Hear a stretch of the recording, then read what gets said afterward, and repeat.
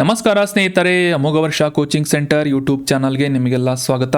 ಇವತ್ತಿನ ಪ್ರಮುಖವಾದಂತಹ current affairs ಟಾಪಿಕ್ಸ್ಗಳನ್ನು discuss ಮಾಡೋಣ. ಈಗ ನಾವು ಡಿಸ್ಕಸ್ ಮಾಡ್ತಾ ಇರುವಂತಹ ಈ ಕರೆಂಟ್ ಅಫೇರ್ಸ್ ಟಾಪಿಕ್ಸ್ಗಳ ನೋಟ್ಸ್ಗಳನ್ನು ಡೈರೆಕ್ಟಾಗಿ ಅಮೋಘ ವರ್ಷ ಟೆಲಿಗ್ರಾಮ್ ಚಾನಲ್ ಮೂಲಕ ಡೌನ್ಲೋಡ್ ಮಾಡ್ಕೋಬೋದು. ಡಿಸ್ಕ್ರಿಪ್ಷನ್ ಬಾಕ್ಸ್ನಲ್ಲಿ ಟೆಲಿಗ್ರಾಮ್ ಚಾನಲ್ನ ಲಿಂಕನ್ನು ನೀಡಲಾಗಿದೆ.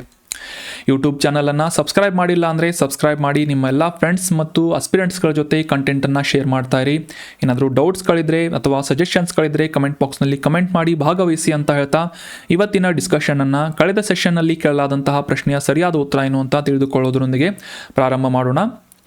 ಕರ್ನಾಟಕ ರಾಜ್ಯ ಸರ್ಕಾರದಿಂದ ಜಾರಿಗೊಳಿಸಲಾದಂತಹ 5 ಖಾತ್ರಿ ಯೋಜನೆಗಳು ಅಥವಾ 5 ಗ್ಯಾರಂಟಿ ಯೋಜನೆಗಳಲ್ಲಿ ಈ ಕೆಳಗಿನ ಯಾವುದನ್ನು ಸೇರಿಸಲಾಗಿಲ್ಲ ಅಂತ ಪ್ರಶ್ನೆ ಇದೆ. ಆಪ್ಷನ್ಸ್ಗಳಲ್ಲಿ ಸರಿಯಾದ ಉತ್ತರ ಏನು ಅಂತಂದರೆ ಆಪ್ಷನ್ 2 ಮಾಂಗಲ್ಯ ಭಾಗ್ಯ. ಸೊ ಮಾಂಗಲ್ಯ ಭಾಗ್ಯವನ್ನು ಹೊರತುಪಡಿಸಿ ಅನ್ನಭಾಗ್ಯ, ಶಕ್ತಿ ಮತ್ತು ಯುವ ನಿಧಿ ಅನ್ನುವ ಯೋಜನೆಗಳನ್ನು ಈ 5 ಗ್ಯಾರಂಟಿ ಯೋಜನೆಗಳ ಅಡಿಯಲ್ಲಿ ಸರ್ಕಾರದಿಂದ ಜಾರಿಗೊಳಿಸಲಾಗಿತ್ತು ಅನ್ನೋದು ಸರಿಯಾದಂಥ ಆನ್ಸರ್ ಆಗುತ್ತೆ. ಈ 5 ಪ್ರಮುಖ ಗ್ಯಾರಂಟಿ ಯೋಜನೆಗಳ ಬಗ್ಗೆ ನಾವೆಲ್ಲ ಅವೇರ್ ಆಗಿರೋದು ಸಾಕಷ್ಟು ಇಂಪಾರ್ಟೆಂಟ್ ಆಗುತ್ತೆ. ನಿಮಗೆಲ್ಲ ಗೊತ್ತಿದ್ರೂ ಸಹ ಎಕ್ಸಾಮಿನೇಷನ್ ಪರ್ಸ್ಪೆಕ್ಟಿವ್ ಈ 5 ಗ್ಯಾರಂಟಿ ಯೋಜನೆಗಳ ಬಗ್ಗೆ ನಾವೆಲ್ಲ ಖಾತ್ರಿಪಡಿಸಿಕೊಂಡಿರಬೇಕು ಅಥವಾ ಅವುಗಳ ಬಗ್ಗೆ ಕನ್ಫರ್ಮ್ ಆಗಿರಬೇಕು. ಎಕ್ಸಾಮ್ನಲ್ಲಿ ಏನಾಗುತ್ತೆ ಅಂತಂದರೆ ಎಕ್ಸಾಮ್ ಟೆನ್ಷನ್ನಲ್ಲಿ ಆನ್ಸರ್ ಗೊತ್ತಿದ್ರೂ ಕೂಡ ಕೆಲವೊಮ್ಮೆ ಕನ್ಫ್ಯೂಷನ್ ಆಗುವಂಥ ಸಾಧ್ಯತೆ ಇರುತ್ತೆ. ಕನ್ಫ್ಯೂಷನ್ ಆಗಿ ಆ ಒಂದೇ ಪ್ರಶ್ನೆ ಮೇಲೆ, ಸಿಂಪಲ್ ಪ್ರಶ್ನೆ ಮೇಲೆ ನೀವು 2 ಅಥವಾ 3 ನಿಮಿಷ ವೇಸ್ಟ್ ಮಾಡಿಬಿಟ್ರಿ ಅಂತಂದರೆ ಮುಂದಿನ ಪ್ರಶ್ನೆಗಳನ್ನು ಆನ್ಸರ್ ಮಾಡೋಕ್ಕೆ ನಿಮಗೆ ಸಮಯದ ಅಭಾವ ಉಂಟಾಗುತ್ತೆ. ಸೊ ಹೀಗಾಗಿ ಈ ಸಿಂಪಲ್ ಆದಂತಹ ಪ್ರಶ್ನೆಗಳು ಕೂಡ ನಾವು ಮೇಲಿಂದ ಮೇಲೆ ರಿವೈಸ್ ಮಾಡ್ತಾ ಇರೋದು ಸಾಕಷ್ಟು ಇಂಪಾರ್ಟೆಂಟ್ ಆಗುತ್ತೆ. ಕರ್ನಾಟಕ ರಾಜ್ಯ ಸರ್ಕಾರದಿಂದ ಕಳೆದ ವರ್ಷ ಆಡಳಿತಕ್ಕೆ ಬಂದ ನಂತರ 5 ಗ್ಯಾರಂಟಿ ಯೋಜನೆಗಳನ್ನು ಜಾರಿಗೊಳಿಸಲಾಗುತ್ತೆ. ಅದರಲ್ಲಿ ಮುಖ್ಯವಾಗಿ ಕರ್ನಾಟಕದಾದ್ಯಂತ ಎಲ್ಲ ಮನೆಗಳಿಗೂ ಕೂಡ 200 ಯೂನಿಟ್ಗಳವರೆಗಿನ ಉಚಿತ ವಿದ್ಯುತ್ ಸೇವೆಯನ್ನು ಒದಗಿಸುವಂತಹ ಗೃಹ ಜ್ಯೋತಿ ಯೋಜನೆ. ಎರಡನೇದು ಗೃಹಲಕ್ಷ್ಮಿ ಯೋಜನೆಯ ಅಡಿಯಲ್ಲಿ ಕರ್ನಾಟಕದಾದ್ಯಂತ ಎಲ್ಲ ಮನೆ ಯಜಮಾನಿಗೆ ಡೈರೆಕ್ಟ್ ಬೆನಿಫಿಟ್ ಟ್ರಾನ್ಸ್ಫರ್ ಅಂದರೆ ಅವರ ಬ್ಯಾಂಕ್ ಅಕೌಂಟ್ಗಳಿಗೆ ಪ್ರತಿ ತಿಂಗಳು 2,000 ರೂಪಾಯಿಗಳ ಒಂದು ನೆರವನ್ನು ನೀಡುವಂತಹ ಒಂದು ಯೋಜನೆ ಗೃಹಲಕ್ಷ್ಮಿ ಯೋಜನೆ. ಮೂರನೇ ಯೋಜನೆ ಯಾವುದು ಅಂತಂದರೆ ಅನ್ನಭಾಗ್ಯ ಅನ್ನುವ ಯೋಜನೆ ಅಡಿಯಲ್ಲಿ ಈ BPL ಕಾರ್ಡ್ ಹೋಲ್ಡರ್ಗಳಿಗೆ, BPL ರೇಷನ್ ಕಾರ್ಡ್ ಹೋಲ್ಡರ್ಗಳಿಗೆ ಅಥವಾ ಬಡವರಿಗೆ ತಲಾ 10 kgಯಷ್ಟು ಉಚಿತ ಅಕ್ಕಿಯನ್ನು ವಿತರಣೆ ಮಾಡುವುದು ಅಥವಾ ಅದಕ್ಕೆ ಬದಲಾಗಿ ಅಷ್ಟು ಅಮೌಂಟನ್ನು ವರ್ಗಾವಣೆ ಮಾಡುವಂತಹ ಅನ್ನಭಾಗ್ಯ ಯೋಜನೆ ಮೂರನೇ ಯೋಜನೆ. ಅದೇ ರೀತಿಯಾಗಿ 4ನೇ ಯೋಜನೆ ಏನು ಅಂತಂದರೆ ಶಕ್ತಿ ಅನ್ನುವ ಯೋಜನೆಯ ಅಡಿಯಲ್ಲಿ ಕರ್ನಾಟಕದಾದ್ಯಂತ ಈ ಕರ್ನಾಟಕ ಬಸ್ ಸಂಚಾರಕ್ಕೆ ಮಹಿಳೆಯರಿಗೆ ಉಚಿತವಾದಂತಹ ಒಂದು ಸಂಚಾರಕ್ಕೆ ಅನುಕೂಲ ಮಾಡಿಕೊಡುವಂತಹ ಶಕ್ತಿ ಯೋಜನೆ. ನಂತರ 5ನೇ ಯೋಜನೆ ಯಾವುದು ಅಂತಂದರೆ ಯುವ ನಿಧಿ ಅನ್ನುವ ಯೋಜನೆ.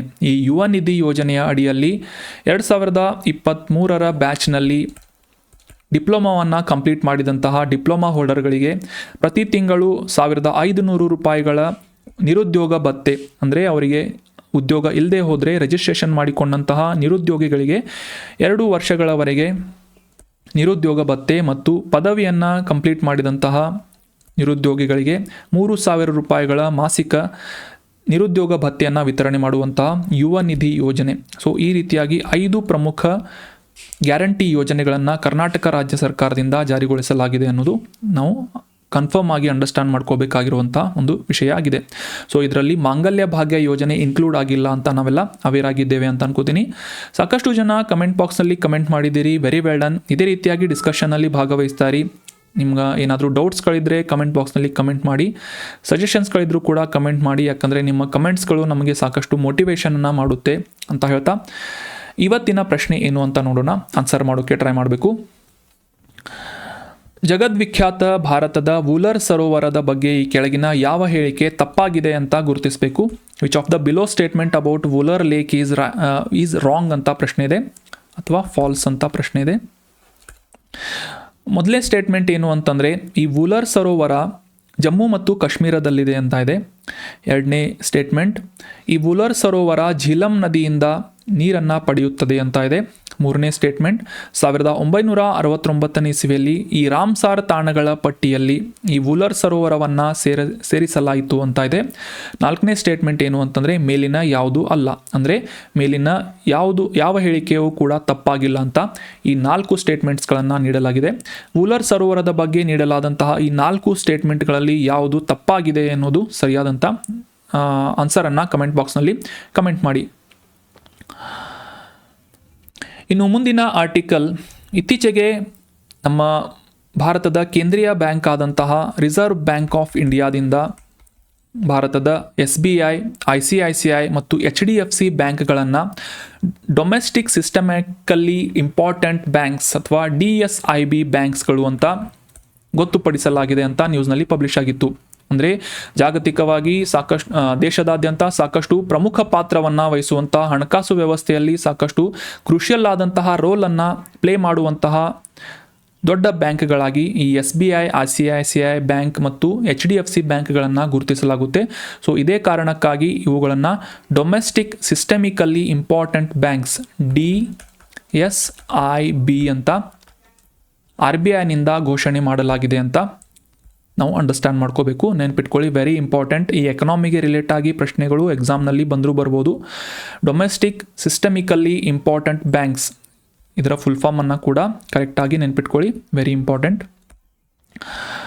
ಇತ್ತೀಚೆಗೆ ನಮ್ಮ RBIನಿಂದ State Bank of India, HDFC bank, ICICI ಬ್ಯಾಂಕ್ಗಳನ್ನು ದೇಶೀಯ ವ್ಯವಸ್ಥಿತವಾಗಿ ಪ್ರಮುಖ ಬ್ಯಾಂಕ್ಗಳು ಅಂತ ಗೊತ್ತುಪಡಿಸಲಾಗಿದೆ ಅಂತ ನ್ಯೂಸ್ನಲ್ಲಿ ಪಬ್ಲಿಷ್ ಆಗಿತ್ತು. ನಿಮಗೆಲ್ಲ ಒಂದು ಹಿಸ್ಟ್ರಿಯನ್ನು ಕವರ್ ಮಾಡೋದಾದರೆ 2008ನೇ ಇಸವಿಯಲ್ಲಿ ಜಾಗತಿಕವಾಗಿ ಈ ಹಣಕಾಸಿನ ಬಿಕ್ಕಟ್ಟು ಅಥವಾ ಆರ್ಥಿಕ ಬಿಕ್ಕಟ್ಟು ಉದ್ಭವಿಸಿತ್ತು. ಇದಕ್ಕೆ ಮುಖ್ಯ ಕಾರಣ ಏನು ಅಂತಂದರೆ ಈ ಅಮೇರಿಕಾ ದೇಶದಲ್ಲಿ ಏನಾಗುತ್ತೆ ಅಂತಂದರೆ ಈ ಲೋನ್ಗಳನ್ನು ಅಥವಾ ಸಾಲವನ್ನು ನೀಡಿದಂತಹ ಬ್ಯಾಂಕ್ಗಳು, ದೊಡ್ಡ ಪ್ರಮಾಣದಲ್ಲಿ ಸಾಲವನ್ನು ನೀಡಿದಂತಹ ಬ್ಯಾಂಕ್ಗಳು ಆ ಸಾಲದ ರಿಕವರಿ ಮಾಡುವುದಕ್ಕೆ ಸಾಧ್ಯವಾಗದೆ ದಿವಾಳಿಯಾಗುವಂತಹ ಪರಿಸ್ಥಿತಿ ಉಂಟಾಗುತ್ತೆ. ಸೊ ಆ ಒಂದು ಪರಿಸ್ಥಿತಿಯನ್ನು ಲೇಮ್ಯಾನ್ ಬ್ರದರ್ ಕ್ರೈಸಿಸ್ ಅಂತ ಕೂಡ ಅಥವಾ ಒಂದು ದೊಡ್ಡ ರಿಸೆಷನ್ ಅಂತ ಕೂಡ ನಾವೆಲ್ಲ ಇತಿಹಾಸದಲ್ಲಿ ಗುರುತಿಸ್ತೇವೆ. ಆರ್ಥಿಕ ಬಿಕ್ಕಟ್ಟು, 2008ರ ಆರ್ಥಿಕ ಬಿಕ್ಕಟ್ಟು ಅಂತ ಇದನ್ನು ನಾವು ಅಂಡರ್ಸ್ಟ್ಯಾಂಡ್ ಮಾಡ್ಕೋಬೇಕು. ಸೊ ಈ ರೀತಿಯಾಗಿ ಬ್ಯಾಂಕ್ಗಳನ್ನು ದಿವಾಳಿಯಾಗುವುದನ್ನು ತಪ್ಪಿಸುವುದು ಮತ್ತು ಆರ್ಥಿಕ ವ್ಯವಸ್ಥೆಯನ್ನು ಸ್ಥಿರವಾಗಿ ಮೇಂಟೈನ್ ಮಾಡುವಂತಹ ನಿಟ್ಟಿನಲ್ಲಿ ಪ್ರಮುಖ ಪಾತ್ರ ವಹಿಸುವಂತಹ ಈ ಬ್ಯಾಂಕ್ಗಳನ್ನು ಇನ್ನೂ ಹೆಚ್ಚಿನ ರೀತಿಯಲ್ಲಿ ನಿರ್ವಹಣೆ ಮಾಡುವಂತಹ ಉದ್ದೇಶದಿಂದ, ನಿಯಂತ್ರಣ ಮಾಡುವಂತಹ ಉದ್ದೇಶದಿಂದ ಇವುಗಳನ್ನು ದೇಶೀಯವಾಗಿ ವ್ಯವಸ್ಥಿತ ಪ್ರಮುಖ ಬ್ಯಾಂಕ್ಗಳು ಅಥವಾ ಡೊಮೆಸ್ಟಿಕ್ ಸಿಸ್ಟಮಿಕಲಿ ಇಂಪಾರ್ಟೆಂಟ್ ಬ್ಯಾಂಕ್ಸ್ ಅಂತ ಗುರುತಿಸಲಾಗುತ್ತೆ. ಸೊ ಇವುಗಳ ಒಂದು ಗಾತ್ರ ಎಷ್ಟಿದೆ ಅಂತಂದರೆ ಇವುಗಳನ್ನು ಸಾಮಾನ್ಯವಾಗಿ ಟೂ ಬಿಗ್ ಟು ಫೇಲ್ ಅಂತ ಗುರುತಿಸಲಾಗುತ್ತೆ. ವಿಫಲವಾಗಲು ತುಂಬ ದೊಡ್ಡದಾಗಿರುವಂತಹ ಬ್ಯಾಂಕ್ಗಳು ಅಂತ ಇವುಗಳನ್ನು ಗುರುತಿಸಲಾಗುತ್ತೆ. ನಮಗೆಲ್ಲ ಗೊತ್ತಿರುವಂತೆ ಈ SBI ಆಗಿರ್ಬೋದು, ICICI ಬ್ಯಾಂಕ್ ಆಗಿರ್ಬೋದು, HDFC ಬ್ಯಾಂಕ್ ಆಗಿರ್ಬೋದು, ದೇಶದಾದ್ಯಂತ ಸಾಕಷ್ಟು ದೊಡ್ಡ ಜಾಲವನ್ನು ಅಥವಾ ಹಣಕಾಸಿನ ಜಾಲವನ್ನು ಹೊಂದಿರುವಂತಹ, ನೆಟ್ವರ್ಕನ್ನು ಹೊಂದಿರುವಂತಹ ಬ್ಯಾಂಕ್ಗಳಾಗಿವೆ. ಸೊ ಇವುಗಳ ಒಂದು ವ್ಯವಹಾರ ನಮ್ಮ ಭಾರತದ ಆರ್ಥಿಕ ವ್ಯವಸ್ಥೆಯನ್ನು ಸುಸ್ಥಿರವಾಗಿ ಕಾಪಾಡಿಕೊಳ್ಳುವಂತಹ ನಿಟ್ಟಿನಲ್ಲಿ ಸಾಕಷ್ಟು ಪ್ರಮುಖ ಪಾತ್ರವನ್ನು ವಹಿಸುತ್ತವೆ. ಸೊ ಇದೇ ಒಂದು ಕಾರಣಕ್ಕಾಗಿ ಇವುಗಳನ್ನು ಡೊಮೆಸ್ಟಿಕ್ ಸಿಸ್ಟಮಿಕಲ್ಲಿ ಇಂಪಾರ್ಟೆಂಟ್ ಬ್ಯಾಂಕ್ಸ್ ಅಥವಾ DSIB ಅಂತ ಗುರುತಿಸಲಾಗುತ್ತೆ. ಸೊ ಆಗಲೇ ನಾವು ಡಿಸ್ಕಸ್ ಮಾಡಿದ್ವಿ, ಇವುಗಳ ಕುಸಿತ ಸಾಕಷ್ಟು ದೊಡ್ಡ ಪ್ರಭಾವವನ್ನು ಭಾರತದ ಆರ್ಥಿಕ ಸ್ಥಿತಿಯ ಮೇಲೆ ಬೀರುವಂತಹ ಸಾಧ್ಯತೆ ಇರುವುದರಿಂದ ಇವುಗಳನ್ನು DSIBಗಳು ಅಂತ ನಾವು ಸಾಮಾನ್ಯವಾಗಿ ಗುರುತಿಸ್ತೇವೆ. ಆಗಲೇ ನಾವು ಡಿಸ್ಕಸ್ ಮಾಡಿದ್ವಿ ಇವುಗಳ ಗಾತ್ರ ಮತ್ತು ಸಂಕೀರ್ಣತೆ ಮತ್ತು ಪರಸ್ಪರ ಬ್ಯಾಂಕ್ಗಳು ಹೊಂದಿರುವಂತಹ ಸಂಪರ್ಕ ವ್ಯವಸ್ಥೆ, ಈ ರೀತಿಯಾದಂತಹ ಪ್ರಮುಖ ಕ್ರೂಷಿಯಲ್ ಪಾರ್ಟ್ಗಳೇನಾಗುತ್ತೆ ಭಾರತದ ಆರ್ಥಿಕತೆಯನ್ನು ನಿಭಾಯಿಸುವಂತಹ ನಿಟ್ಟಿನಲ್ಲಿ ಸಾಕಷ್ಟು ನಿರ್ಣಾಯಕವಾಗಿವೆ, ಕ್ರೂಷಿಯಲ್ ಆದಂತಹ ರೋಲನ್ನು ಪ್ಲೇ ಮಾಡುತ್ತೆ ಅಂತ ನಾವು ಇಲ್ಲಿ ಅಂಡರ್ಸ್ಟ್ಯಾಂಡ್ ಮಾಡ್ಕೋಬೇಕು. ಇನ್ ಕೇಸ್ ಈ ದೊಡ್ಡ ಬ್ಯಾಂಕ್ಗಳು ಫೇಲ್ ಆದಂತಹ ಸಂದರ್ಭದಲ್ಲಿ ಭಾರತ ದೊಡ್ಡ ಆರ್ಥಿಕ ಅಸ್ಥಿರತೆಗೆ ಈಡಾಗುತ್ತೆ ಅಂತ ನಾವಿಲ್ಲಿ ಗಮನಿಸಬೇಕಾದಂತಹ ವಿಷಯ. ಸೊ ಅಂತಹ ಅಸ್ಥಿರತೆಯ ಅಥವಾ ಆ ಒಂದು ದಿವಾಳಿ ಆಗುವಂತಹ ಪರಿಸ್ಥಿತಿಗಳು ಉಂಟಾಗದೇ ಇರುವಂತೆ ಒಂದು ಜವಾಬ್ದಾರಿಯನ್ನು ಅಥವಾ ಒಂದು ಮುಂಜಾಗ್ರತೆಯನ್ನು ವಹಿಸಿಕೊಳ್ಳುವಂತಹ ನಿಟ್ಟಿನಲ್ಲಿ ಕಟ್ಟುನಿಟ್ಟಾದಂತಹ ನಿಯಂತ್ರಣವನ್ನು ಮಾಡುವಂತಹ ಅವಶ್ಯಕತೆಯನ್ನು ಕೂಡ ಈ DSIBಗಳು ಹೈಲೈಟ್ ಮಾಡುತ್ತವೆ. ಇನ್ ಕೇಸ್ ಇವುಗಳು ಯಾವುದೇ ರೀತಿಯಾದಂಥ ಆರ್ಥಿಕ ಸಂಕಷ್ಟ ಈ ಬ್ಯಾಂಕ್ಗಳಿಗೆ ಬಂದಂತಹ ಸಂದರ್ಭದಲ್ಲಿ ನಮ್ಮ ಭಾರತದ ಕೇಂದ್ರ ಸರ್ಕಾರದ ಮೂಲಕ ಬೆಂಬಲವನ್ನು ನೀಡುವುದರ ಮೂಲಕ ಈ ಬ್ಯಾಂಕ್ಗಳನ್ನು ಮತ್ತೆ ರೆನ್ಯೂ ಮಾಡಲಾಗುತ್ತೆ ಅಥವಾ ರಿಜ್ಯುವಿನೇಟ್ ಮಾಡಲಾಗುತ್ತೆ ಅಂತ ನಾವು ಅಬ್ಸರ್ವ್ ಮಾಡ್ಬೋದು. ಸೊ ಸರಿಯಾದಂತಹ ಒಂದು ನಿಯಂತ್ರಣವನ್ನು ಮಾಡುವಂಥ ಅವಶ್ಯಕತೆ ಮತ್ತು ವ್ಯವಸ್ಥಿತ ಅಪಾಯಗಳನ್ನು ತಗ್ಗಿಸುವಂಥ ನಿಟ್ಟಿನಲ್ಲಿ ಈ DSIBಗಳನ್ನು ಸರಿಯಾಗಿ ನಿಯಂತ್ರಣ ಮಾಡುವಂತಹ ಒಂದು ಹಿತದೃಷ್ಟಿಯಿಂದ ಇವುಗಳನ್ನು DSIB ಬ್ಯಾಂಕ್ಗಳು ಅಂತ ಗುರುತಿಸಲಾಗಿದೆ. ಭಾರತದಲ್ಲಿ SBI, ICICI ಮತ್ತು HDFC ಈ 3 ಬ್ಯಾಂಕ್ಗಳು ಭಾರತದ ಡೊಮೆಸ್ಟಿಕ್ ಸಿಸ್ಟಮಿಕಲಿ ಇಂಪಾರ್ಟೆಂಟ್ ಬ್ಯಾಂಕ್ಸ್ ಅಂತ ಇವುಗಳನ್ನು ನಾವು ಕ್ಯಾಟಗರೈಸ್ ಮಾಡ್ಬೋದು. RBIನಿಂದ ಅಧಿಕೃತವಾಗಿ ಈ ಬ್ಯಾಂಕ್ಗಳನ್ನು DSIB ಅಂತ ಗುರುತಿಸಲಾಗುತ್ತೆ. ನಿಮಗೆಲ್ಲ ಗೊತ್ತಿದ್ರೆ ಇತ್ತೀಚೆಗೆ ಕೆಲವು ವರ್ಷಗಳ ಹಿಂದೆ ಸಾಕಷ್ಟು ಚಿಕ್ಕ ಪುಟ್ಟ ಬ್ಯಾಂಕ್ಗಳನ್ನು SBIನಲ್ಲಿ ಅಥವಾ ಇತರ ಬ್ಯಾಂಕ್ಗಳಲ್ಲಿ ವಿಲೀನಗೊಳಿಸಲಾಗುತ್ತೆ. ಮರ್ಜಿಂಗ್ ಪ್ರೊಸೆಸ್ ಆಫ್ ಬ್ಯಾಂಕ್ ಅಂತ ನೀವೆಲ್ಲ ಅವೇರಾಗಿರ್ಬೋದು. ಸೊ ಚಿಕ್ಕ ಪುಟ್ಟ ಬ್ಯಾಂಕ್ಗಳನ್ನು ನಿಯಂತ್ರಣ ಮಾಡುವುದು ಸಾಕಷ್ಟು ಡಿಫಿಕಲ್ಟ್ ಆಗಿರೋದ್ರಿಂದ ಅವುಗಳು ದಿವಾಳಿ ಆಗುವಂಥ ಸಾಧ್ಯತೆ ಕೂಡ ಹೆಚ್ಚಾಗಿರುತ್ತೆ. ಆದರೆ ಈ ರೀತಿಯಾಗಿ ದೊಡ್ಡ ಬ್ಯಾಂಕ್ಗಳ ಒಂದು ನಿಯಂತ್ರಣ ಮಾಡುವುದು ಕೇಂದ್ರೀಕೃತವಾದಂತಹ ಒಂದು ನಿಟ್ಟಿನಲ್ಲಿ ವ್ಯವಸ್ಥೆಯಲ್ಲಿ ಸಾಕಷ್ಟು ಅನುಕೂಲ ಮಾಡಿಕೊಡುತ್ತೆ ಮತ್ತು ಇವುಗಳು ಹೊಂದಿರುವಂತಹ ದೊಡ್ಡ ಜಾಲದ ಸಹಾಯದಿಂದಲೂ ಕೂಡ ಇವುಗಳು ದಿವಾಳಿ ಆಗುವಂತಹ ಸಾಧ್ಯತೆ ಅಥವಾ ಆರ್ಥಿಕ ಬಿಕ್ಕಟ್ಟಿಗೆ ಈಡಾಗುವಂತಹ ಸಾಧ್ಯತೆ ಕೂಡ ಕಡಿಮೆಯಾಗುವುದರಿಂದ ಈ ಬ್ಯಾಂಕ್ಗಳನ್ನು ನಿಯಂತ್ರಣ ಮಾಡುವಂತಹ ನಿಟ್ಟಿನಲ್ಲಿ ಇವುಗಳನ್ನು DSIB ಬ್ಯಾಂಕ್ ಅಂತ RBIನಿಂದ ಗುರುತಿಸಲಾಗುತ್ತೆ ಅಂತ ನಾವಿಲ್ಲಿ ಅಬ್ಸರ್ವ್ ಮಾಡಬೇಕು. ಮತ್ತು ಅದೇ ರೀತಿಯಾಗಿ ಒಂದು ಐತಿಹಾಸಿಕ ಹಿಸ್ಟ್ರಿ, ಒಂದು ಆರ್ಥಿಕ ಬಿಕ್ಕಟ್ಟಿನ ಬಗ್ಗೆ ಕೂಡ ನಾವು ಅಂಡರ್ಸ್ಟ್ಯಾಂಡ್ ಮಾಡ್ಕೊಂಡ್ವಿ. 2008ರ ಲೇಮ್ಯಾನ್ಸ್ ಬ್ರದರ್ ಕ್ರೈಸಿಸ್ ಬಗ್ಗೆ, ಆರ್ಥಿಕ ಬಿಕ್ಕಟ್ಟು, ಈ ರೀತಿಯಾದಂಥ ಆರ್ಥಿಕ ಬಿಕ್ಕಟ್ಟುಗಳು ಮುಂದಿನ ಭವಿಷ್ಯದಲ್ಲಿ ಪುನರಾವರ್ತನೆ ಆಗದೇ ಇರುವಂತೆ ನೋಡಿಕೊಳ್ಳುವಂಥ ಉದ್ದೇಶವನ್ನು DSIB ಅನ್ನುವ ಘೋಷಣೆ ಹೊಂದಿದೆ ಅಂತ ನಾವು ಅಂಡರ್ಸ್ಟ್ಯಾಂಡ್ ಮಾಡ್ಕೋಬೋದು. ಸೊ ಎಕನಾಮಿಗೆ ಸಂಬಂಧಿಸಿದಂತೆ ಪ್ರಿಲಿಮ್ಸ್ ಪಾಯಿಂಟ್ ಆಫ್ ವ್ಯೂ ಈ ಡೊಮೆಸ್ಟಿಕ್ ಸಿಸ್ಟಮಿಕಲ್ಲಿ ಇಂಪಾರ್ಟೆಂಟ್ ಬ್ಯಾಂಕ್ಸ್ ಅಂದರೆ ಏನು ಅಂತ ತಿಳ್ಕೊಂಡಿರೋದು ಇಂಪಾರ್ಟೆಂಟ್ ಆಗುತ್ತೆ. ಇದರ ಫುಲ್ ಫಾರ್ಮನ್ನು ಕೂಡ ನೋಟ್ ಮಾಡಿ ಇಟ್ಕೊಳ್ಳಿ ಮತ್ತು ಯಾವ ಬ್ಯಾಂಕ್ಗಳು ಭಾರತದಾದ್ಯಂತ DSIB ಅಂತ ಗುರುತಿಸಲಾಗುತ್ತೆ ಅಂತ ಅಂಡರ್ಸ್ಟ್ಯಾಂಡ್ ಮಾಡ್ಕೊಳ್ಳೋದು ಇಂಪಾರ್ಟೆಂಟ್ ಆಗುತ್ತೆ. ಮೇನ್ಸ್ ಪರ್ಸ್ಪೆಕ್ಟಿವ್, ಈ ಬ್ಯಾಂಕಿಂಗ್ ವ್ಯವಸ್ಥೆಗೆ ಸಂಬಂಧಿಸಿದಂತೆ ಯಾವ ರೀತಿಯಾದಂತಹ ನಿಯಂತ್ರಣ ಮಾಡುವಂತಹ ಕ್ರಮಗಳನ್ನು RBI ಕೈಗೊಳ್ತಾ ಇದೆ ಅನ್ನೋದರ ಬಗ್ಗೆ ನೀವು ಬರಿಬೇಕು ಅಂತಂದರೆ ಈ DSIB ಬಗ್ಗೆ ಕೂಡ ನೀವು ಮೆನ್ಷನ್ ಮಾಡಿ ಒಂದು ಪ್ಯಾರಾಗ್ರಾಫನ್ನು ಕೂಡ ಮೆನ್ಷನ್ ಮಾಡ್ಬೋದು. ಸಾಕಷ್ಟು ಅಥೆಂಟಿಕ್ ಆದಂಥ ಆನ್ಸರ್ ಆಗುತ್ತೆ. ಇನ್ನು ಮುಂದಿನ ಆರ್ಟಿಕಲ್ ಹಿಸ್ಟೋರಿಕಲ್ ಮೂಮೆಂಟ್ ಬಗ್ಗೆ ಇದೆ. ಇತ್ತೀಚೆಗೆ ಜಾರ್ಖಂಡ್ ರಾಜ್ಯದಲ್ಲಿ 20ನೇ ಶತಮಾನದಲ್ಲಿ ಅಥವಾ 19ನೇ ಶತಮಾನದ ಅಂತ್ಯದಲ್ಲಿ ಗುರುತಿಸಿಕೊಂಡಂತಹ ಒಬ್ಬ ಪ್ರಮುಖ ಭಾರತೀಯ ಕ್ರಾಂತಿಕಾರಿಯ ಬಗ್ಗೆ ನ್ಯೂಸ್ನಲ್ಲಿ ಬರ್ತಾ ಇತ್ತು. ಇತ್ತೀಚೆಗೆ ಭಗವಾನ್ ಬಿರ್ಸಾ ಮುಂಡಾ ಅವರ ಬಗ್ಗೆ ಇತ್ತೀಚೆಗೆ ನಾವು ನ್ಯೂಸ್ನಲ್ಲಿ ಓದಿದ್ವಿ. ನವೆಂಬರ್ 15ನೇ ತಾರೀಕಿನಂದು ದೇಶದಾದ್ಯಂತ ಭಾರತೀಯ ಜನಜಾತೀಯ ದಿವಸ್, ಬುಡಕಟ್ಟು ಸಮುದಾಯಗಳ ದಿನಾಚರಣೆಯನ್ನಾಗಿ ಆಚರಿಸಲಾಗುತ್ತೆ ಅಂತ ನಾವು ಅಂಡರ್ಸ್ಟ್ಯಾಂಡ್ ಮಾಡ್ಕೊಂಡಿದ್ವಿ. ಸೊ ನವೆಂಬರ್ 15 ಈ ಬಿರ್ಸಾ ಮುಂಡಾ ಅವರ ಜನ್ಮದಿನವಾಗಿದೆ ಅಂತ ಇತ್ತೀಚೆಗೆ 2024ರ ವರ್ಷವನ್ನು ಬಿರ್ಸಾ ಮುಂಡಾ ಅವರ 150ನೇ ಜನ್ಮದಿನವನ್ನಾಗಿ ಆಚರಿಸಲಾಯಿತು ರಾಷ್ಟ್ರವ್ಯಾಪಿಯಾಗಿ ಅಂತ ನಾವೆಲ್ಲ ನ್ಯೂಸ್ನಲ್ಲಿ ಓದಿದ್ವಿ. ಸೊ ಈ ಬಿರ್ಸಾ ಮುಂಡಾ ಯಾರು ಮತ್ತು ಇವರ ಮಹತ್ವ ಏನು, ಅಂದರೆ ಇತಿಹಾಸದಲ್ಲಿ ಇವರ ಮುಖ್ಯ ಒಂದು ಪಾತ್ರ ಏನು ಅಂತ ಅಂಡರ್ಸ್ಟ್ಯಾಂಡ್ ಮಾಡ್ಕೊಳ್ಳೋದು ನಮಗೆ ಎಕ್ಸಾಮಿನೇಷನ್ ಪರ್ಸ್ಪೆಕ್ಟಿವ್ ಸಾಕಷ್ಟು ಇಂಪಾರ್ಟೆಂಟ್ ಆಗುತ್ತೆ. ಇತ್ತೀಚೆಗೆ ನಮ್ಮ ಕರ್ನಾಟಕದ ಕಿತ್ತೂರಿನ ರಾಣಿ ಚೆನ್ನಮ್ಮನವರು ಬ್ರಿಟಿಷರ ವಿರುದ್ಧ ಹೋರಾಡಿ ಮೊದಲ ಬಾರಿಗೆ ವಿಜಯವನ್ನು ಸಾಧಿಸಿದಂತಹ 200 ವರ್ಷಗಳ ಕಿತ್ತೂರಿನ ವಿಜಯೋತ್ಸವವನ್ನು ಆಚರಿಸಲಾಯಿತು ಅಂತ ನಾವು ಆರ್ಟಿಕಲ್ನಲ್ಲಿ ಡಿಸ್ಕಸ್ ಮಾಡಿದ್ವಿ. ಅದೇ ಸಂದರ್ಭದಲ್ಲಿ ಒಂದು ಕಿತ್ತೂರು ವಿಜಯೋತ್ಸವದ ಒಂದು ಥೀಮ್ ಇರುವಂತಹ ಅಂಚೆ ಚೀಟಿಯನ್ನು ಕೂಡ ಬಿಡುಗಡೆ ಮಾಡಲಾಯಿತು ಅಂತ ಕೂಡ ನಾವು ಡೀಟೇಲ್ ಆಗಿ ಡಿಸ್ಕಸ್ ಮಾಡಿದ್ವಿ. ಸೊ ಅದೇ ರೀತಿಯಾಗಿ ಈ ಭಗವಾನ್ ಬಿರ್ಸಾ ಮುಂಡಾ ಅವರು ಜಾರ್ಖಂಡ್ ಪ್ರದೇಶದಲ್ಲಿ ಬ್ರಿಟಿಷರ ವಿರುದ್ಧ, ಸಾಮ್ರಾಜ್ಯಶಾಹಿಯ ವಿರುದ್ಧ ಹೋರಾಟ ಮಾಡಿ ವೀರ ಮರಣವನ್ನು ಅಪ್ಪಿದಂತಹ ಒಬ್ಬ ಕ್ರಾಂತಿಕಾರಿ ಹೋರಾಟಗಾರರಾಗಿದ್ದಾರೆ, ಆಧ್ಯಾತ್ಮಿಕ ಗುರು ಆಗಿದ್ದಾರೆ ಅಂತ ನಾವು ಇವರ ಬಗ್ಗೆ ಕೆಲವೊಂದಿಷ್ಟು ಮಾಹಿತಿಗಳನ್ನು ಅಂಡರ್ಸ್ಟ್ಯಾಂಡ್ ಮಾಡ್ಕೊಳ್ಳೋಣ. 1875 ಇಸ್ವಿಯಲ್ಲಿ ಜಾರ್ಖಂಡ್ ಪ್ರದೇಶದಲ್ಲಿರುವಂತಹ ಉಲಿಹಟ್ಟು ಅನ್ನುವ ಪ್ರದೇಶದಲ್ಲಿ ಅಥವಾ ಸ್ಥಳದಲ್ಲಿ ಬಿರ್ಸಾ ಮುಂಡಾ ಅವರು ಜನಿಸ್ತಾರೆ. ಸೊ ಸದ್ಯಕ್ಕೆ 150ನೇ ಜನ್ಮದಿನಾಚರಣೆಯನ್ನು ನಾವು ಈ ವರ್ಷ ಆಚರಿಸ್ತಾ ಇದ್ದೇವೆ ದೇಶದಾದ್ಯಂತ. ನವೆಂಬರ್ 15ನೇ ತಾರೀಕಿನಂದು ಇವರು ಜನಿಸ್ತಾರೆ. ಸೊ ಇವರ ಜನ್ಮದಿನವನ್ನು ಜನಜಾತಿಯ ದಿವಸ ಅಂತ ಕೂಡ ಆಚರಿಸ್ತಾರೆ ಅಂತ ನಾವು ಅಂಡರ್ಸ್ಟ್ಯಾಂಡ್ ಮಾಡ್ಕೊಂಡ್ವಿ. ಮುಖ್ಯವಾಗಿ ಈ ಬ್ರಿಟಿಷ್ ಶೋಷಣೆಯ ಸಮಯದಲ್ಲಿ ಈ ಬುಡಕಟ್ಟು ಸಮುದಾಯಗಳಿಗೆ ಸ್ಥೈರ್ಯವನ್ನು ತುಂಬಿ ಬುಡಕಟ್ಟು ಸಮುದಾಯಗಳನ್ನು ಸಂಘಟಿಸಿ ಈ ವಸಾಹತುಶಾಹಿ ಅಧಿಕಾರಿಗಳು ಸ್ಥಳೀಯ ಭೂ ಮಾಲೀಕರು ವಶಪಡಿಸಿಕೊಂಡಂತಹ ಈ ಒಂದು ಭೂಮಿಯನ್ನು ಮರುಪಡೆದುಕೊಳ್ಳುವಂತಹ ನಿಟ್ಟಿನಲ್ಲಿ ಮತ್ತು ಸಾಮಾಜಿಕ ಅನ್ಯಾಯಗಳಿಗೆ ಒಳಗಾದಂತಹ ಈ ಬುಡಕಟ್ಟು ಸಮುದಾಯದವರನ್ನು ಸಂಘಟಿಸಿ ಹೋರಾಟ ಮಾಡಿದಂತಹ ಕ್ರಾಂತಿಕಾರಿ ಬಿರ್ಸಾ ಮುಂಡಾ ಅಂತ ನಾವಿಲ್ಲಿ ಸಿಂಪಲ್ ಆಗಿ ಅಂಡರ್ಸ್ಟ್ಯಾಂಡ್ ಮಾಡ್ಕೋಬೇಕು. ಇವರ ಈ ಒಂದು ಕ್ರಾಂತಿಕಾರಿ ಮೂಮೆಂಟನ್ನು ಉಲ್ಗುಲನ್ ಮೂಮೆಂಟ್ ಅಂತ ಕರೀತಾರೆ. ವೆರಿ ಇಂಪಾರ್ಟೆಂಟ್, ನೋಟ್ ಮಾಡಿಟ್ಕೊಳ್ಳಿ. ಎಕ್ಸಾಮಿನೇಷನ್ ಪರ್ಸ್ಪೆಕ್ಟಿವ್ ಸಾಕಷ್ಟು ಇಂಪಾರ್ಟೆಂಟ್.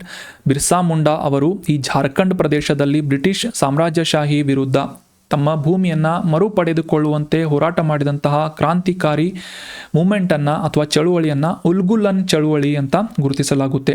ಈ ಬುಡಕಟ್ಟು ಸಮುದಾಯದವರ ನ್ಯಾಯ ಮತ್ತು ಸಾಂಸ್ಕೃತಿಕ ಹೋರಾಟವಾಗಿ ಕೂಡ ಈ ಬಿರ್ಸಾ ಮುಂಡಾ ಅವರ ನೇತೃತ್ವದಲ್ಲಿ ನಡೆದಂತಹ ಈ ಉಲ್ಗುಲನ್ ಚಳುವಳಿಯನ್ನು ಗುರುತಿಸಲಾಗುತ್ತೆ ಅಂತ ನಾವು ಅಬ್ಸರ್ವ್ ಮಾಡಬೇಕು. ಸೊ ಮುಖ್ಯವಾಗಿ ಈ ಬುಡಕಟ್ಟು ಸಮುದಾಯದವರ ಭೂಮಿಯನ್ನು ಸಂರಕ್ಷಣೆ ಮಾಡಿ ಈ ವಸಾಹತುಶಾಹಿ ಅತಿಕ್ರಮಣ ಮಾಡುವುದರ ವಿರುದ್ಧವಾಗಿ ಸಾಂಸ್ಕೃತಿಕ ಮೌಲ್ಯಗಳನ್ನು ಕಾಪಾಡುವಂತೆ ಮತ್ತು ಈ ಮುಂಡಾ ಸಮುದಾಯದ ಜನರನ್ನು ಸಂಘಟನೆಯನ್ನು ಮಾಡಿ ಆಂದೋಲನ ನಡೆಸಿದಂತಹ ಒಂದು ಚಳುವಳಿಯಾಗಿ ಇದನ್ನು ಗುರುತಿಸಲಾಗುತ್ತೆ. ಅಂದರೆ 1875ನೇ ಇಸವಿಯಲ್ಲಿ ಇವರು ಹುಟ್ಟುತ್ತಾರೆ. ಅವರ 20ರ ಹರೆಯದಲ್ಲಿ ಅಂದರೆ 1899 1900 ಈ ಒಂದು ಟೈಮ್ನಲ್ಲಿ ಬ್ರಿಟಿಷರ ವಿರುದ್ಧ ಹೋರಾಡಿದಂತಹ ಕ್ರಾಂತಿಕಾರಿಯಾಗಿ ಬಿರ್ಸಾ ಮುಂಡಾ ಅವರನ್ನು ನಾವು ಸಿಂಪಲ್ ಆಗಿ ಅಂಡರ್ಸ್ಟ್ಯಾಂಡ್ ಮಾಡ್ಕೋಬೋದು. ಇವರು ಕೇವಲ ಕ್ರಾಂತಿಕಾರಿ ಹೋರಾಟಗಾರರ ಅಷ್ಟೇ ಅಲ್ಲದೆ ಈ ಬುಡಕಟ್ಟು ಸಮುದಾಯದವರ ಆಧ್ಯಾತ್ಮಿಕ ಗುರುವಾಗಿ ನಾಯಕರಾಗಿ ಕೂಡ ಗುರುತಿಸ್ಕೊಳ್ತಾರೆ. ಮುಖ್ಯವಾಗಿ ಅವರು ಹೊಂದಿರುವಂತಹ ಈ ಬುಡಕಟ್ಟು ಸಮುದಾಯದ ಜನರು ಇದ್ದಂತಹ ಕಾಡಿನ ಪ್ರದೇಶದಲ್ಲಿ ಇರುವಂತಹ ಗಿಡಮೂಲಿಕೆಗಳಿಂದ ಚಿಕಿತ್ಸೆಯನ್ನು ನೀಡುವಂತಹ ಒಂದು ಅಭ್ಯಾಸವನ್ನು ಕೂಡ ಮಾಡ್ತಾ ಇದ್ರು.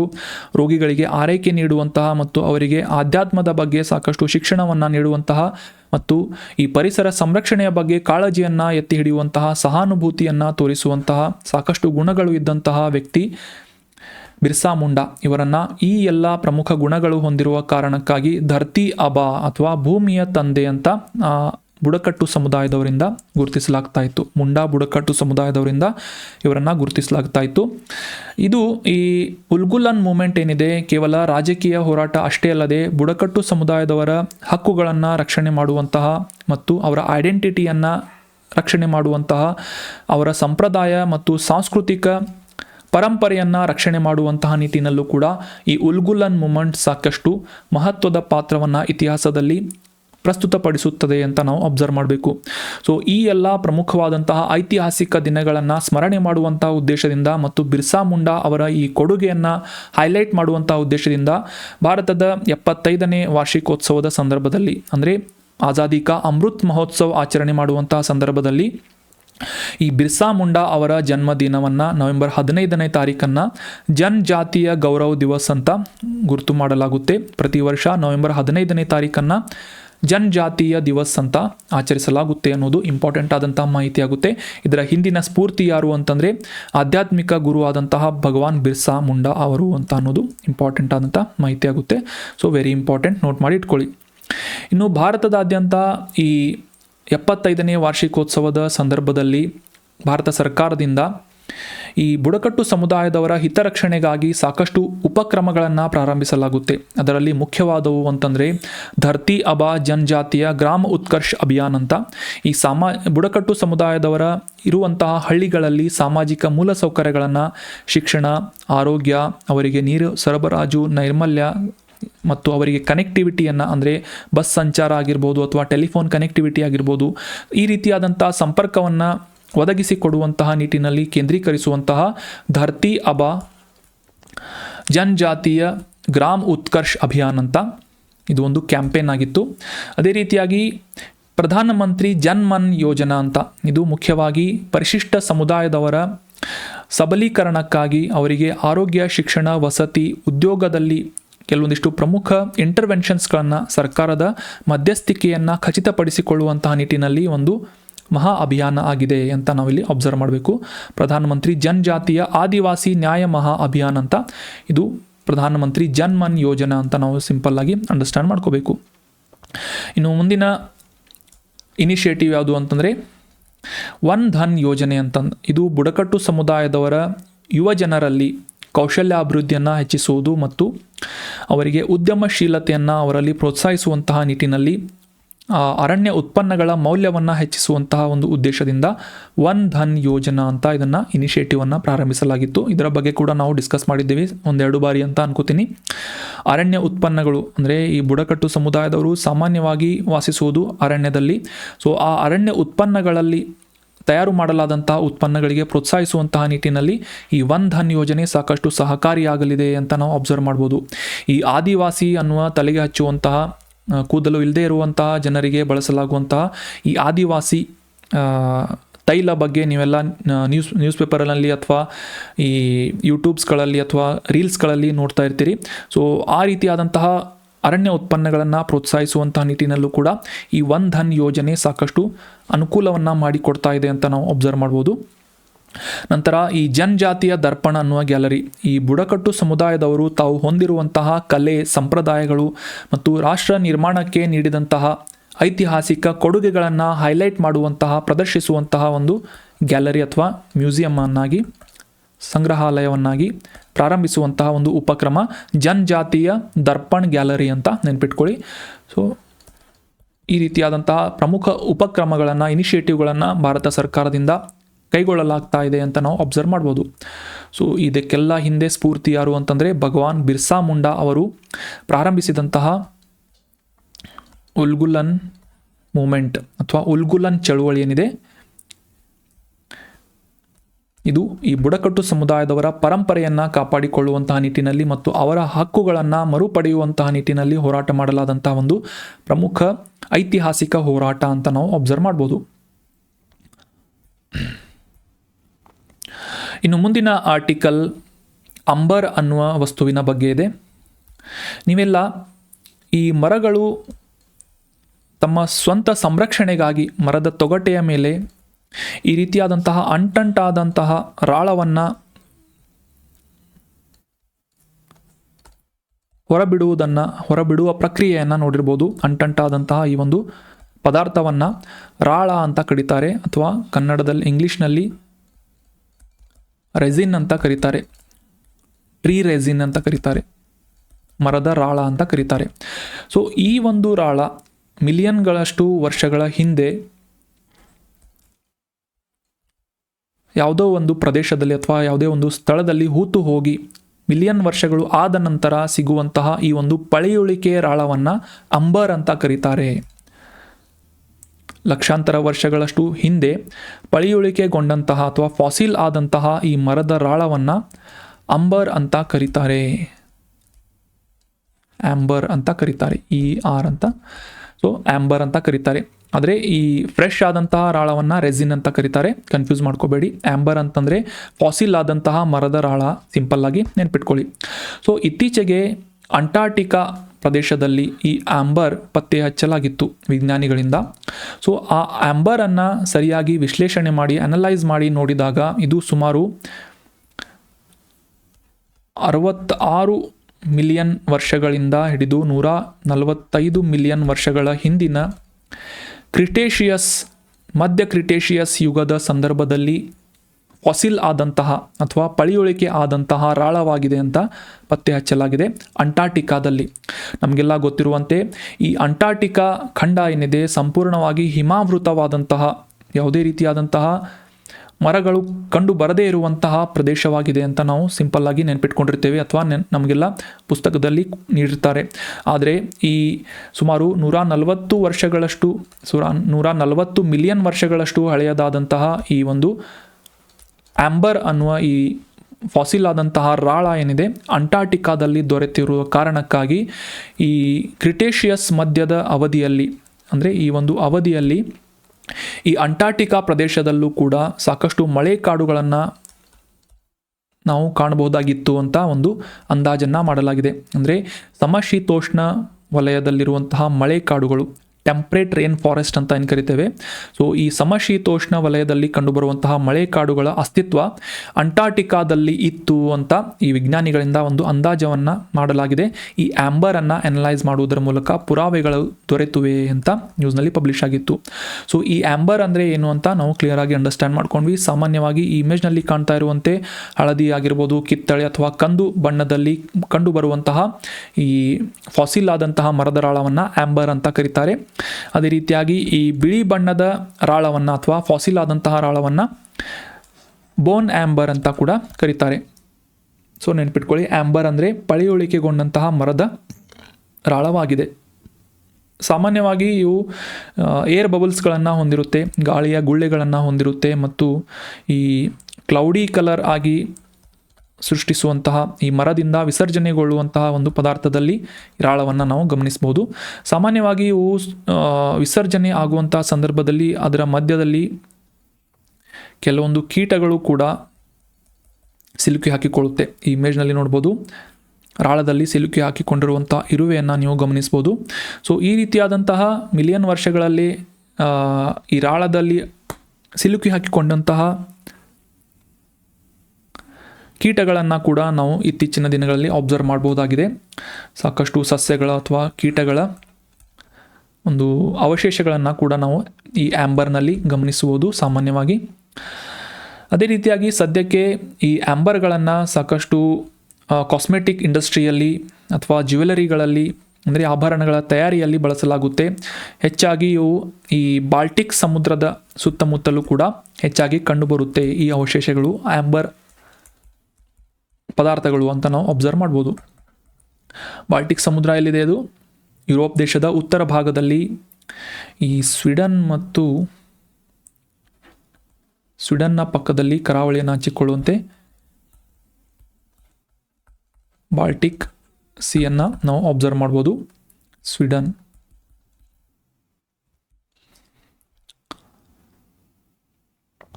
ಸೊ ಆಂಬರ್ ಅಂದರೆ ಕ್ಲಿಯರ್ ಆಯಿತು ಅಂತ ಅನ್ಕೋತೀನಿ. ಪಳೆಯುಳಿಕೆಗೊಂಡಂತಹ ಮರದ ರಾಳವನ್ನು ಆಂಬರ್ ಅಂತ ಕರೀತಾರೆ. ಇತ್ತೀಚೆಗೆ ಈ ಆಂಬರ್ ನ್ಯೂಸ್ನಲ್ಲಿತ್ತು. ಇದು ಏನು ಅಂತ ಪ್ರಶ್ನೆ ಬಂದರೆ ಇದು ಫಾಸಿಲ್ ಆದಂತಹ ಟ್ರೀ ರೈಸಿನ್ ಆಗಿದೆ ಅಥವಾ ಮರದ ರಾಳವಾಗಿದೆ ಅಂತ ನಾವು ಸಿಂಪಲ್ ಆಗಿ ಅಂಡರ್ಸ್ಟ್ಯಾಂಡ್ ಮಾಡ್ಕೋಬೋದು. ಇದನ್ನು ಎಲ್ಲಿ ಪತ್ತೆ ಹಚ್ಚಲಾಗಿತ್ತು ಇತ್ತೀಚೆಗೆ ಅಂದರೆ ಅಂಟಾರ್ಟಿಕಾದಲ್ಲಿ ಪತ್ತೆ ಹಚ್ಚಲಾಗಿತ್ತು. ಇದರ ಅರ್ಥ ಏನು ಅಂತಂದರೆ ಸುಮಾರು 145 ಅಥವಾ 100 ಮಿಲಿಯನ್ ವರ್ಷಗಳ ಹಿಂದೆ ಈ ಅಂಟಾರ್ಟಿಕಾದಲ್ಲೂ ಕೂಡ ಕಂಪ್ಲೀಟಾಗಿ ಹಿಮಾವೃತವಾಗಿರಲಿಲ್ಲ.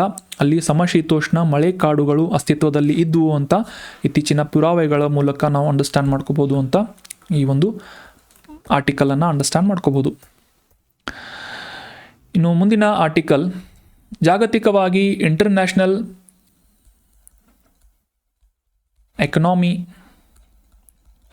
ರಿಸರ್ಚ್ ಇನ್ಸ್ಟಿಟ್ಯೂಷನ್ ಮತ್ತು ರೇಟಿಂಗ್ ಏಜೆನ್ಸಿ ಆದಂತಹ ಮೂಡೀಸ್ ಅನ್ನುವ ರೇಟಿಂಗ್ ಏಜೆನ್ಸಿಯಿಂದ ಈ 2024 ಆರ್ಥಿಕ ವರ್ಷದಲ್ಲಿ ಭಾರತದ GDPಯ ಗ್ರೋತ್ ರೇಟ್ ಏನಿದೆ 7.2% ಇರಲಿದೆ ಅಂತ ಒಂದು ಅಂದಾಜನ್ನು ಮಾಡಲಾಗಿದೆ.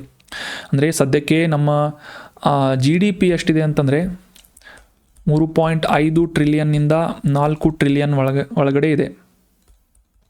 ಸೊ ಇದು 2024 ವರ್ಷದಲ್ಲಿ ಸುಮಾರು 7.2% ಗ್ರೋತ್ ರೇಟ್ನಲ್ಲಿ ಅಭಿವೃದ್ಧಿಯನ್ನು ಹೊಂದಲಿದೆ ಅಂತ ಈ ಮೂಡೀಸ್ ಅನ್ನುವ ಅಂತಾರಾಷ್ಟ್ರೀಯ ವಿಶ್ಲೇಷಣಾ ರಿಸರ್ಚ್ ಇನ್ಸ್ಟಿಟ್ಯೂಷನ್ನಿಂದ ಒಂದು ಭವಿಷ್ಯವನ್ನು ನುಡಿಯಲಾಗಿದೆ ಅಂತ ನ್ಯೂಸ್ನಲ್ಲಿ ಪಬ್ಲಿಷ್ ಆಗಿತ್ತು. ಕಳೆದ ವರ್ಷ ಇದೇ ಒಂದು ರೇಟಿಂಗ್ ಏಜೆನ್ಸಿಯಿಂದ 8.2% ಆರ್ಥಿಕ ಬೆಳವಣಿಗೆ 2023ರಲ್ಲಿ ಆಗಲಿದೆ ಅಂತ ಒಂದು ಅಂದಾಜನ್ನು ಮಾಡಲಾಗಿತ್ತು. ಆದರೆ ಈ ವರ್ಷ 7.2% ಗ್ರೋತ್ ರೇಟನ್ನು ಭಾರತ ಹೊಂದಲಿದೆ ಅಂತ ನ್ಯೂಸ್ನಲ್ಲಿ ಪಬ್ಲಿಷ್ ಆಗಿತ್ತು. ಸೊ ನೆನ್ಪಿಟ್ಕೊಳ್ಳಿ, ಮೂಡೀಸ್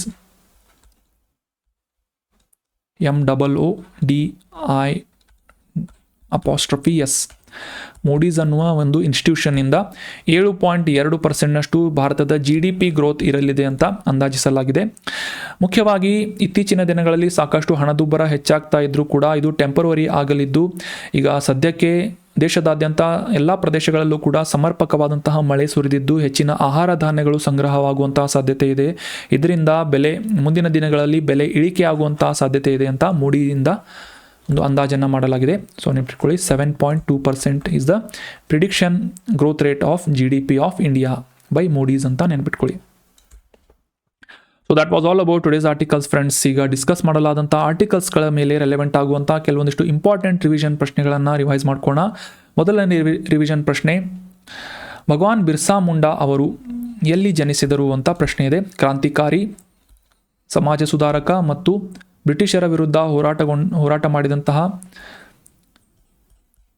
ಹೀರೋ ಅಥವಾ ಹಿಸ್ಟೋರಿಕಲ್ ಹೀರೋ ಭಗವಾನ್ ಬಿರ್ಸಾ ಮುಂಡಾ ಇವರು ಎಲ್ಲಿ ಜನಿಸಿದರು ಅಂತ ಪ್ರಶ್ನೆ ಇದೆ. ಸರಿಯಾದ ಉತ್ತರ ಆಪ್ಷನ್ ಸಿ, ಜಾರ್ಖಂಡ್ ಪ್ರದೇಶದಲ್ಲಿ 1875ನೇ ಇಸವಿಯಲ್ಲಿ ನವೆಂಬರ್ 15ನೇ ತಾರೀಕಿನಂದು ಭಗವಾನ್ ಬಿರ್ಸಾ ಮುಂಡಾ ಅವರು ಜನಿಸ್ತಾರೆ. Jharkhand is right answer. So ಇತ್ತೀಚೆಗೆ ಇವರ 150ನೇ ಜನ್ಮದಿನವನ್ನು ಆಚರಿಸಲಾಯಿತು. ನವೆಂಬರ್ 15ನೇ ತಾರೀಕಿನಂದು ದೇಶದಾದ್ಯಂತ ಜನಜಾತಿಯ ಗೌರವ ದಿವಸ್ ಅಂತ ಆಚರಿಸಲಾಗುತ್ತೆ ಅಂತ ಅನ್ನೋದು ಇಂಪಾರ್ಟೆಂಟ್ ಆದಂಥ ಮಾಹಿತಿ. ಇವರ ಜನ್ಮದಿನಾಚರಣೆ ಆಗಿರುತ್ತೆ. Birsa Munda is the legendary Indian revolutionary and social reformer ಅಂತ ನೆನ್ಪಿಟ್ಕೋಬೇಕು.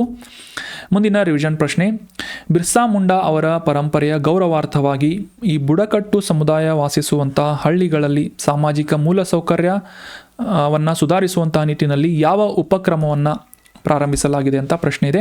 ಸೊ ಆಪ್ಷನ್ಗಳಲ್ಲಿ ಸರಿಯಾದ ಉತ್ತರ ಏನು ಅಂತಂದರೆ ಆಪ್ಷನ್ ಬಿ, ಧರ್ತಿ ಆಬಾ ಜನಜಾತಿಯ ಗ್ರಾಮ ಉತ್ಕರ್ಷ್ ಅಭಿಯಾನದ ಅಡಿಯಲ್ಲಿ ಈ ಮೂಲಸೌಕರ್ಯಗಳನ್ನು ಒದಗಿಸುವಂತಹ ನಿಟ್ಟಿನಲ್ಲಿ ಪ್ರಮುಖ ಇನಿಷಿಯೇಟಿವನ್ನು ಸರ್ಕಾರದಿಂದ ಪ್ರಾರಂಭಿಸಲಾಗಿದೆ.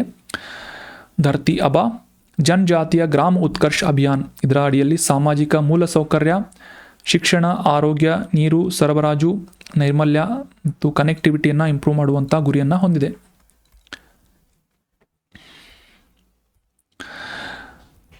ಮುಂದಿನ ರಿವಿಷನ್ ಪ್ರಶ್ನೆ, ರಿಸರ್ವ್ ಬ್ಯಾಂಕ್ ಆಫ್ ಇಂಡಿಯಾದಿಂದ ಇತ್ತೀಚೆಗೆ ಈ ಕೆಳಗಿನ ಯಾವ ಭಾರತೀಯ ಬ್ಯಾಂಕನ್ನು DSIB ಅಂತ ಹೆಸರಿಸಲಾಗಿದೆ ಅಂತ ಪ್ರಶ್ನೆ ಇದೆ. DSIB ನೆನ್ಪಿಟ್ಕೊಳ್ಳಿ. DSIB ಅಂತಂದರೆ ಡೊಮೆಸ್ಟಿಕಲ್ಲಿ ಸಿಸ್ಟಮಿಕ್ ಇಂಪಾರ್ಟೆಂಟ್ ಬ್ಯಾಂಕ್ ಅಂತ, ಡೊಮೆಸ್ಟಿಕ್ ಸಿಸ್ಟಮಿಕಲ್ಲಿ ಇಂಪಾರ್ಟೆಂಟ್ ಬ್ಯಾಂಕ್ ಅಂತ DSIB ಅಂತ ಇದರ ಫುಲ್ ಫಾರ್ಮ್ ಆಗುತ್ತೆ.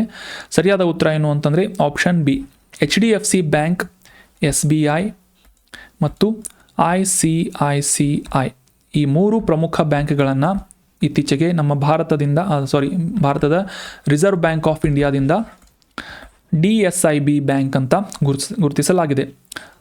Option B is right answer. ಉಳಿದಂತೆ ಆಕ್ಸಿಸ್ ಬ್ಯಾಂಕ್ ಇಲ್ಲ, ತಪ್ಪು. ಎಸ್ ಬ್ಯಾಂಕ್ ತಪ್ಪು. IDFC ಬ್ಯಾಂಕ್ ತಪ್ಪು. ಸರಿಯಾದ ಉತ್ತರ HDFC.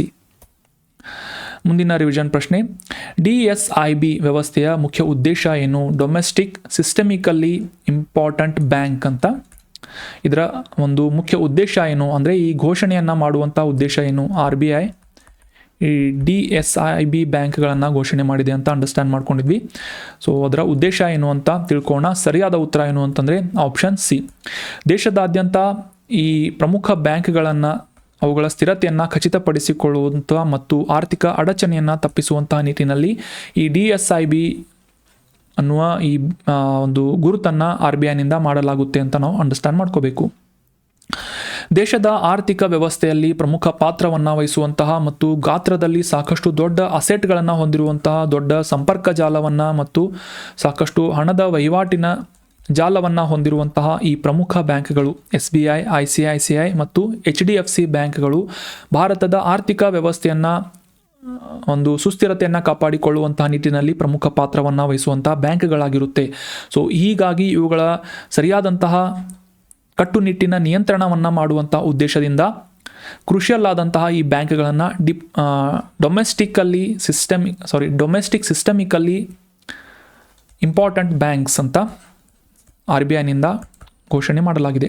ಮತ್ತೊಮ್ಮೆ ರಿವೈಸ್ ಮಾಡ್ತೀನಿ. ಡೊಮೆಸ್ಟಿಕ್ ಸಿಸ್ಟಮಿಕಲಿ ಇಂಪಾರ್ಟೆಂಟ್ ಬ್ಯಾಂಕ್ ಅಂತ ಇವು ಯಾವುವು ಅಂತಂದರೆ SBI, ICICI ಮತ್ತು HDFC. ಅಂದರೆ ಈ ಬ್ಯಾಂಕ್ಗಳು ಎಷ್ಟು ದೊಡ್ಡದಾಗಿವೆ ಅಂತಂದರೆ ಇವುಗಳನ್ನು ಟೂ ಬಿಗ್ ಟು ಫೇಲ್ ಅಂದರೆ ದಿವಾಳಿಯಾಗುವುದು ತುಂಬ ಡಿಫಿಕಲ್ಟ್ ಆಗಿದೆ. ಇವುಗಳ ದಿವಾಳಿ ಆಗುವ ಸಾಧ್ಯತೆ ಅತಿ ಕಡಿಮೆ ಇರುವುದರಿಂದ ಇವುಗಳ ನಿಯಂತ್ರಣ ಸಾಕಷ್ಟು ಪ್ರಮುಖ ಪಾತ್ರವನ್ನು ವಹಿಸುತ್ತೆ.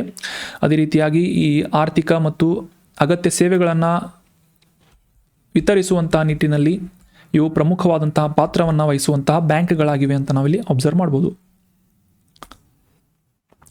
ಮುಂದಿನ ರಿವಿಷನ್ ಪ್ರಶ್ನೆ, ಆಂಬರ್ ಅಂದರೆ ಏನು ಅಂತ ಪ್ರಶ್ನೆ ಇದೆ. ಆಪ್ಷನ್ಸ್ಗಳಲ್ಲಿ ಸರಿಯಾದ ಉತ್ತರ ಆಪ್ಷನ್ಗಳನ್ನು ಅಬ್ಸರ್ವ್ ಮಾಡಿ. ಆಪ್ಷನ್ ಬಿ, ಪಳೆಯುಳಿಕೆಗೊಂಡಂತಹ ಮರದ ರಾಳವನ್ನು ಆಂಬರ್ ಅಂತ ಕರೀತಾರೆ. ಫಾಸಿಲೈಸ್ಡ್